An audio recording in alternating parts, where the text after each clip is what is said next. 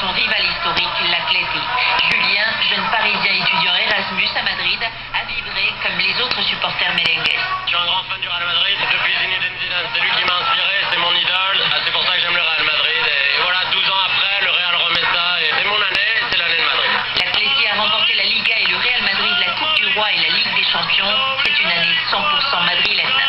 Voilà pour cette fête hier soir à Madrid. L'autre conséquence de cette finale 100% espagnole, eh bien, c'est que le sélectionneur de l'Espagne, Vicente Del Bosque, a décidé de reporter l'annonce de sa sélection pour le mondial.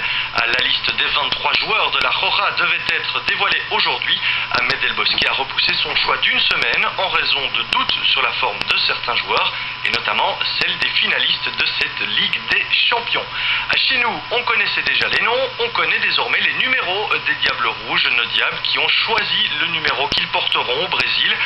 Pas de grande surprise, Courtois portera le numéro 1, Alderweireld le 2, Vermaelen le 3, Kompany le 4, Vertonghen le 5, attention ça continue, Witsel le 6, De Bruyne le 7, Fellaini le 8, Lukaku le 9, Hazard le 10 et Miralas le numéro 11. Le compte est bon, faut-il y voir un 11 de base définitif? On va poser la question à Thierry Luters qui vient d'assister au dernier entraînement des Diables avant le match amical de demain contre le Luxembourg.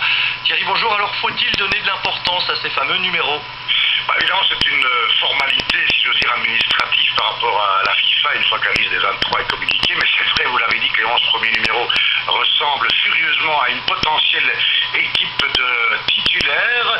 Ce ne sera pas le cas, bien entendu, pour le match de demain soir à Genk face au Grand-Duché de Luxembourg, un de nos sparring partners traditionnels et historiques, puisque l'un ou l'autre joueur est encore absent. On pense évidemment à Thibaut Courtois, qui bénéficie de quelques jours de repos supplémentaires parce qu'il a quand même une saison très chargée et très longue avec l'Atlético de Madrid. Sur ce qu'on a vu lors de ce dernier entraînement, sans public ce dimanche en terre limbourgeoise, il y a gros à parier que Anthony Van den Borre va démarrer au poste d'arrière droit et Lukaku évidemment à la pointe de l'attaque dans le 4-3-3 cher à Marc Wilmot. C'est une semaine fructueuse avec beaucoup d'intensité dans les entraînements assez longs et puis évidemment beaucoup de monde, beaucoup de supporters qui ont répondu présents dans l'enceinte de la Crystal Arena. On sent bien que l'attente du public belge est énorme. C'est donc, François, ce soir la fin de la première phase de préparation des Diables Rouges qui vont s'envoler demain pour la Suède et pour Stockholm plus précisément, ou plutôt après-demain, après le match bien évidemment contre le Grand-Duché du Luxembourg, après quoi il y aura donc ce stage en Suède, ponctué lui-même par un autre match le dimanche 1er juin face à la Suède d'Ibrahimovic, ensuite le stage à Glock, et puis le 10 juin, le grand départ pour le Brésil. Il n'y a rien à dire, l'échéance approche de plus en plus. Effectivement, merci Thierry, pas de blessure donc aujourd'hui. On ajoute tout de même que Dries Mertens s'est entraîné individuellement. On reparlera des Diables Rouges demain, bien sûr à l'occasion du match amical Belgique-Luxembourg, mais dès 19h aussi sur Vivacité. Éric Libois clôturera la saison de la 3e mi-temps avec une spéciale Diable Rouge en compagnie de Marc de Greyze. Et puis vous le savez, nos Diables Rouges, ils ont été réveillés très tôt hier pour subir un contrôle antidopage inopiné. Ce dimanche, ce sont les joueurs des Pays-Bas qui ont reçu la visite des contrôleurs. Toutes les sélections y passeront avant le début du mondial au Brésil le 12 juin prochain. En cyclisme, l'Italien Fabio Aru a remporté en solitaire la 15e étape du Tour d'Italie à Monte Campione. Le Colombien Rigoberto Urán conserve son maillot rose de leader. Il a même augmenté son avance sur ses plus proches poursuivants au classement général. Maxime Montfort a lui perdu 4 minutes sur Urán, mais reste 17e du général. Demain, ce sera repos sur le Giro. Chez nous, le néerlandais Theo Bos a remporté la World Ports Classics à l'issue des 2 étapes disputées entre les ports d'Anvers et Rotterdam.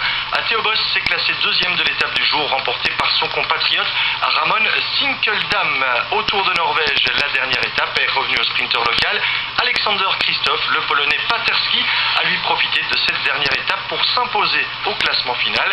Enfin, Taylor Phinney est lui devenu champion des États-Unis du contre-la-montre. En basket, on vous rappelle la qualification d'Ostende pour la finale des playoffs. Ostende qui a gagné la 3e manche face à Anvers hier soir. Mons et Alost se disputent le dernier ticket. La 3e manche aura lieu demain. En volleyball, c'est tout frais. Les Red Dragons affrontaient l'Australie pour leur 2e match de la World League cet après-midi. Match à Liège. Et la Belgique s'est nouveau imposé 2-0. Très bon début de tournoi donc pour les Belges dans ce troisième tournoi en ordre d'importance au niveau international. En triathlon, le Belge Marino Vanhoenacker a pris la deuxième place de l'Ironman de St. Pölten en Autriche. Et puis en athlétisme, la Belgique disputera la finale B du relais 4x400 mètres cette nuit. Il s'agit des championnats du monde de relais aux Bahamas. L'équipe belge emmenée par les frères Borlée n'a pas réussi à se qualifier pour la grande finale hier. Les Belges qui sont pourtant passés tout près, 1 centième de seconde qui les prive aussi d'une qualification directe pour les mondiaux d'athlétisme de Pékin en 2015. Enfin, ils sont également jumeaux.